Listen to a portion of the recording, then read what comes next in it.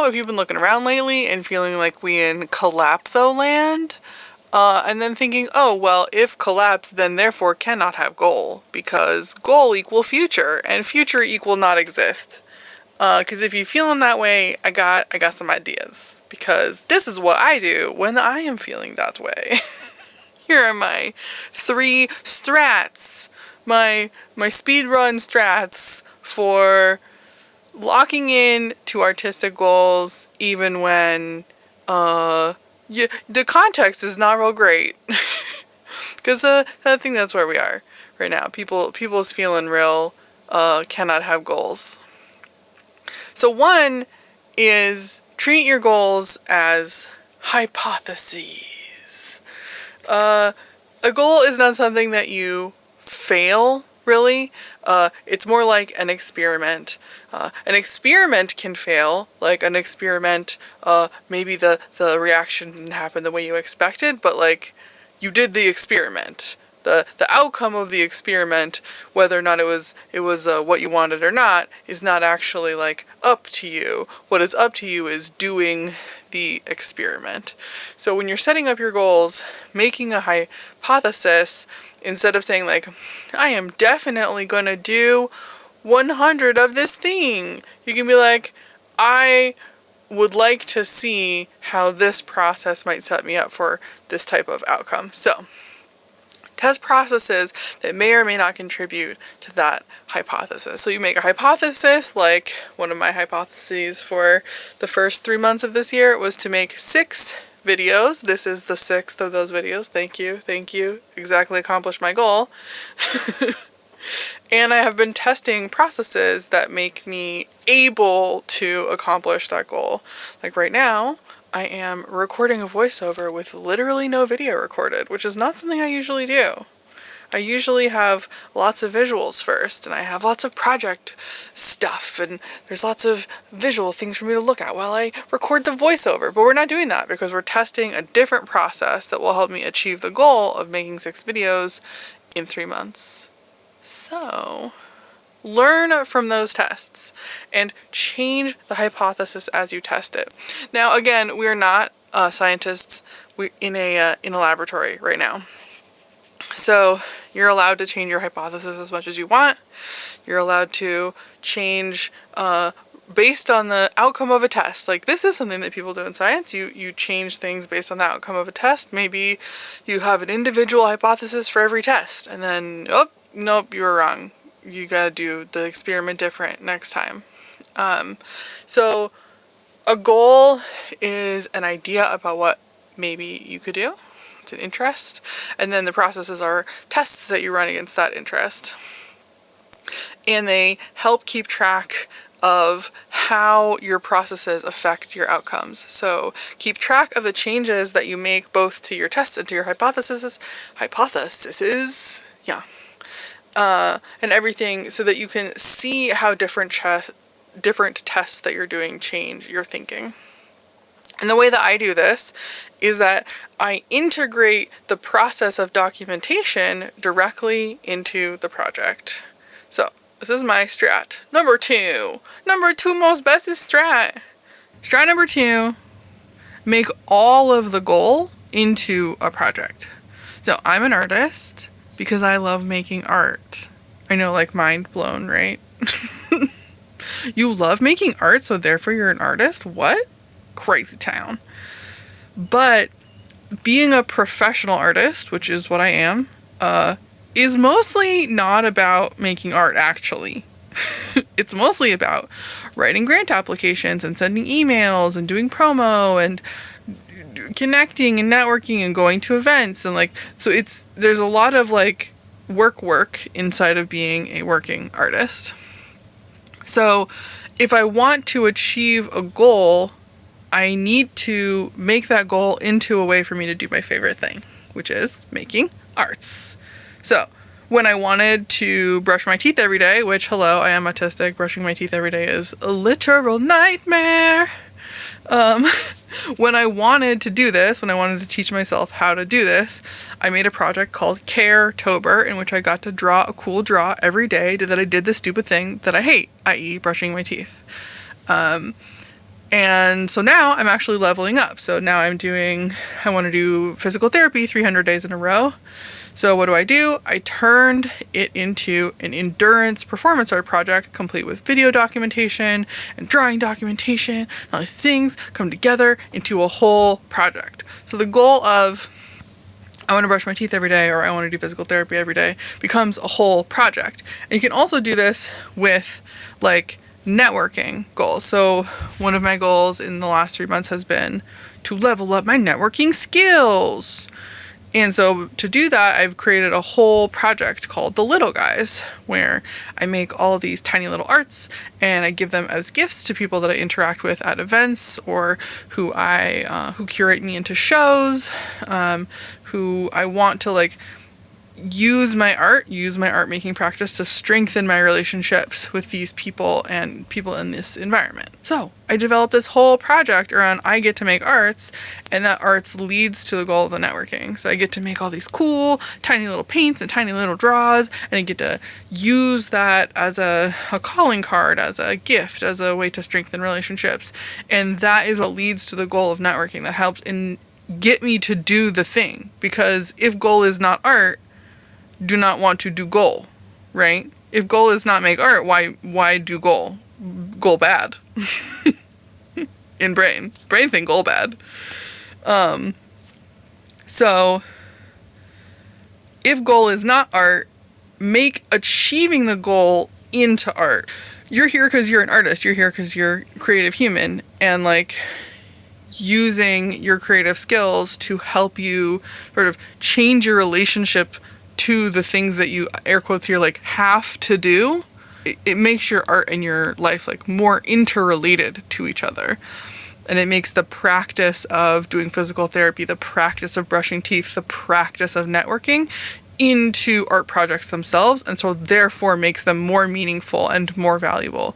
Like now I'm not just doing physical therapy because my body needs it, but I'm doing physical therapy as a performance art practice about the difficulty of doing physical therapy at home. And I'm like researching, like how people do or don't do physical therapy, and how many people keep up with their home therapy programs, and like what leads to more or less ability to do home therapy programs. And it's really given me like a place to expand my research and my interest in my art practice, like through this one particular project of like, I need to do physical therapy. And for me, I have to go from this very conceptual and also very like making based view. So I'm starting with like, I need to do this particular thing for myself. How can I like move my view out one scale to make that into an art practice? And how do I move my view out another scale to make that into like an art practice about this experience for a disabled person or a disabled community? And then once I have all of that thinking and like all of the goal sort of laid out, not just like I want to make 6 videos in 3 months, but like I want to make 6 videos in 3 months because I want to learn new ways to communicate what I'm thinking about art and art practice to other artists and art practitioners and creatives online.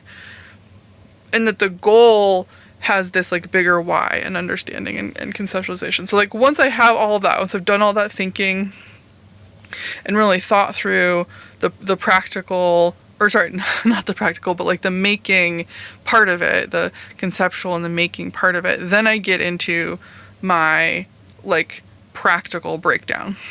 And this part might actually be the least useful for people. I have long-term memory loss, and so the deep-seated need to write literally everything down in a checklist, it is deep inside of my body. Without my checklists, I do not fully exist. Without the calendar, I don't know what I have done or will do in the future. So I'm going to start with my biggest checklist, and I will show you how I set up my hypotheses and processes in this. And I'll show you all the goals that I set up for the first 3 months of the year, and then my goals for the next 3 months of the year. You'll notice the next 3 months is a little longer, but yeah. I might be setting myself up for failure, but we'll see what happens. It's a hypothesis. Okay, so I do goal planning in 3-month chunks because that is the biggest chunk I can really deal with. Some of these projects will be longer than 3 months, and that's just okay. I just set up the part of the goal that can be accomplished in the next 3 months, and then I have a little backlog down here for stuff I might want to do but haven't really prioritized. That's just the idea pile. And of course I have my little snake for Year of Snake, and every time I have one of these years, they have the little animal on them because it's cute, and things need to be cute, or I'm not gonna do them, okay? Boring things are boring. So my goals for January, February, March were/are, since I guess it's still technically March, to edit a short documentary in a collaboration with a group, and it is going really well. It's not completely totally finished, but it is as far along as it could possibly be at the moment. Good job. This was write 2 videos a month for a total of 6 months, for a total of 6 videos for 3 months. I did it. I'm currently finishing my first quarter achievements video, which you're watching right now. Yeah, my little plan, progress so far. Good job. Network, new humans, old humans, go to events. I did so good at this, actually. I'm so proud of myself, and this goal really helped me develop networking skill, and the Little Guys project. The Little Guys project and that goal have gone together, and now doing more Little Guys in the next months. Next goal was to apply to 10 opportunities, and you can see this is way more than 10. I'm actually very proud of this list. I will get rejected from probably all but one of them, maybe even all of them. But I can't control that part, right? Like, it's not a failure to get rejected from a thing you apply to, which I have to remind myself of constantly. But this is the part of the goal that I could really control. Should the entire art world be supported by the unpaid application labor of thousands of artists who are doing similarly long lists of applying to things just to try and get opportunities? No, it's not a very sustainable system. It is, however, the system that I currently function under, so good job, goal! My goal is to finish the shelving unit, which I did. You've probably seen that video. It went really well. Oh look, I can even take this, I can even delete this part of the plan because I did it. Sometimes I put these obstacles in here, like I have no idea what I'm doing, and materials do not behave the way that I expect.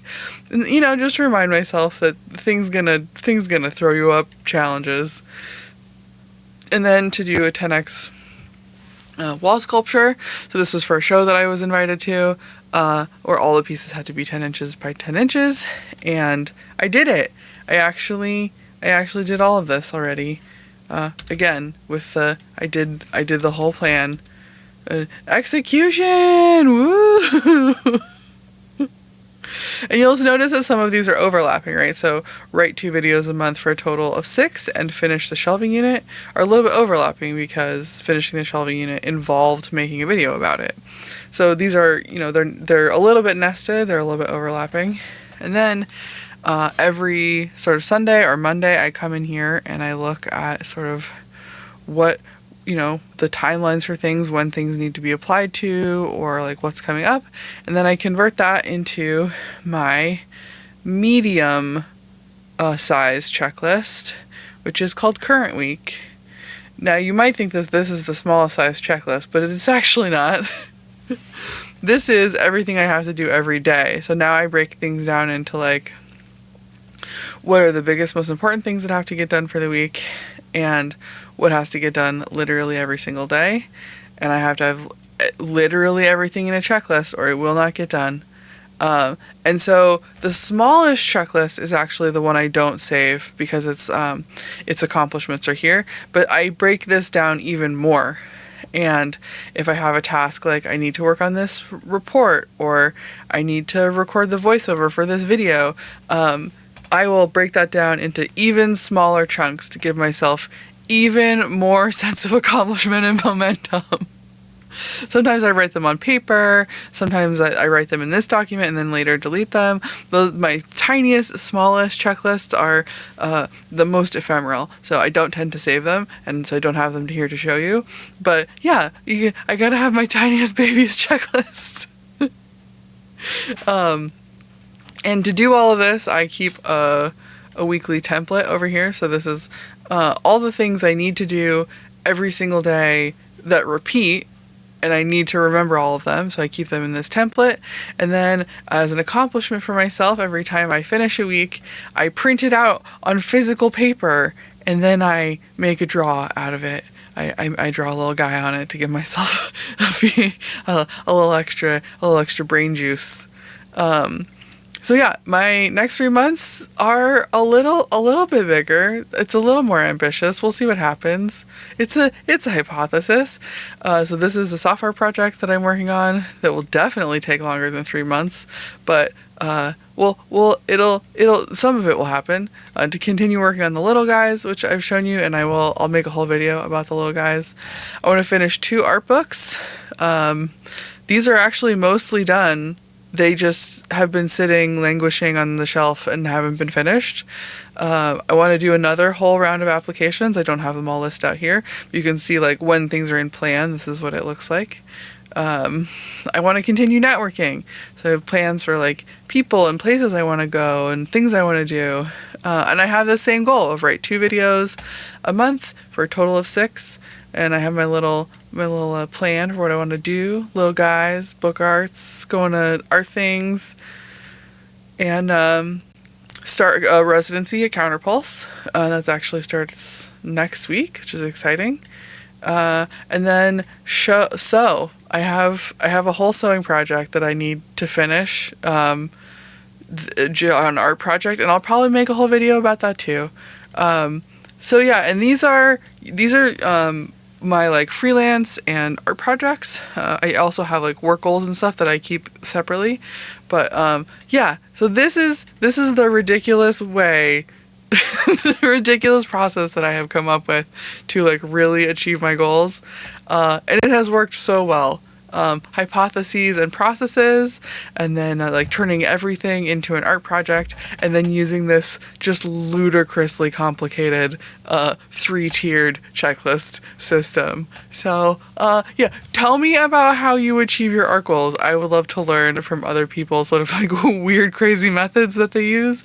How do you motivate yourself? What does it feel like? All those things. So yeah, here's to using art to do everything in my life. It is the only tool that works. So okay, bye.